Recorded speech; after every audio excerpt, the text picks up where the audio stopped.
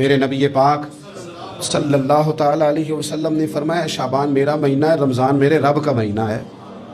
اتنی برکتوں والا مہینہ، اتنی شانوں والا مہینہ ماہ رمضان، آپ نے کچھ باتوں کا بڑا ہی خیال رکھنا ہے۔ ایک تو آپ نے کوشش کرنی ہے نمازیں ذوق کے ساتھ پڑھی جائیں، یعنی ایک ہے کہ اوہ ٹانگیں نہیں اٹھ رہی اب تراویح کا ٹائم، نہ اس میں کجی ہے، اس میں تھوڑا سا نا ذوق کی کمزوری ہے۔ اٹھنا ہے تو شوق سے اٹھنا ہے، بھاگ کے اٹھنا ہے۔ آپ نے مسجد کے ساتھ دلچسپی پیدا کرنی ہے، کوشش کرنی ہے مسجد کی صفائی بھی رمضان میں ہمارے ہی سے ہی آئے۔ اپنے علاقوں کی مساجد کی صفائی، نماز شوق سے پڑھنی ہے، شوق سے۔ آپ نے رمضان المبارک میں کوشش کرنی ہے کہ آپ یہ کہیں کہ زیادہ سے زیادہ میں نہ دوسروں کو نواز سکوں، میں نہ چپکے سے پہنچوں کسی غریب تک، خود سے جاؤں اور رمضان سے پہلے جاؤں، تاکہ وہ پہلا روزہ جو اس نے رکھنا ہے نا وہ اسی لنگر سے رکھے جو میرے حصے میں آئے، اور اس کو اپنا موسم سمجھیں جس کی وجہ سے اللہ آپ کو ثواب دے رہا ہے، اس کو موسم سمجھیں جس کی وجہ سے اجر مل رہا ہے۔ اور کوشش کریں کسی کو کپڑا جوڑا سوٹ دینا ہے، کسی طالب علم کو، امام مسجد کو، کسی غریب کو، کسی بوڑھی اماں کو، اپنے کسی چچا کو، اپنے دادا کو تحفہ دینا ہے تو وہ بھی شروع رمضان میں دے، تاکہ وہ آسانی سے سلا لے، سلا کے پہن لے۔ رمضان میں ہم نے قرآن پاک سے پیار کرنا ہے، قرآن پاک سے پیار کرنا ہے، صبح بھی تلاوت، دوپہر بھی تلاوت، بچوں کو ذوق دلانا ہے، شوق دلانا ہے۔ ہم نے قرآن مجید رمضان شریف میں تراویح میں ذوق سے سننا ہے، کھڑے ہونا ہے۔ پھر رمضان المبارک کے اندر احساس ہم نے بہت زیادہ پیدا کرنا ہے، ہم نے دیکھنا ہے کہ میں کس جگہ میری ضرورت ہے، میں کس طرح کر کے کام آ سکتا ہوں، وہاں اپنی خدمات کو پیش کرنا ہے۔ پھر اس سے آگے آپ بڑھیں گے۔ رمضان شریف کے اندر سحری میں اٹھنا تو ہے نا جی، دہی لینے بھی جانا پڑتا ہے، دودھ لینے بھی کئی دفعہ جانا پڑتا ہے، تو اٹھنا تو ہے۔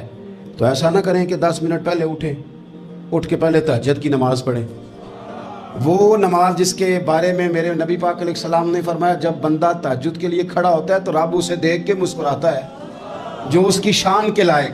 باقی نمازوں پہ ثواب ہو رہا ہے، تہجد کے وقت اللہ مسکرا رہا ہے۔ اور حضور فرماتے ہیں اگر جوان آدمی تہجد کے لیے اٹھے تو رب فرشتوں کے سامنے فخر فرماتا ہے۔ تو تہجد کی نماز ہر روز موقع ہونا ہے، اٹھنا ہی اٹھنا ہے، سحری کے لیے تو اٹھنا ہی ہے، تو وہی وقت تہجد کا ہے، خوب تہجد کی نماز پڑھنی۔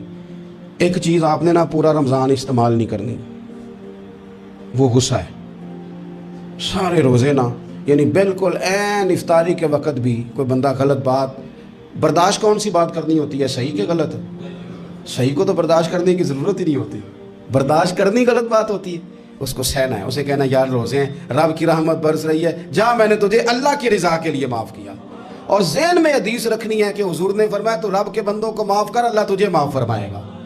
رمضان شریف میں اور سعادت کے ساتھ اور پیار کے ساتھ، اور غیبت نہیں کرنی کسی کی بھی، کسی ادارے کی نہیں، کسی بندے کی نہیں، غیبت نہیں کرنی۔ آپ کو حدیث میں ملے گا کہ نبی پاک علیہ السلام نے کچھ بیویوں سے کہا تھا کہ تم نے تو روزہ توڑ دیا ہے اور تم نے حلال کے ساتھ رکھا تھا، حرام کے ساتھ توڑ دیا۔ یا رسول اللہ کس طرح؟ فرمایا غیبت نہیں کی تم نے، مردہ بھائی کا گوشت نہیں کھایا، یہ بہت بڑا جرم ہے، اس سے بچنا ہے۔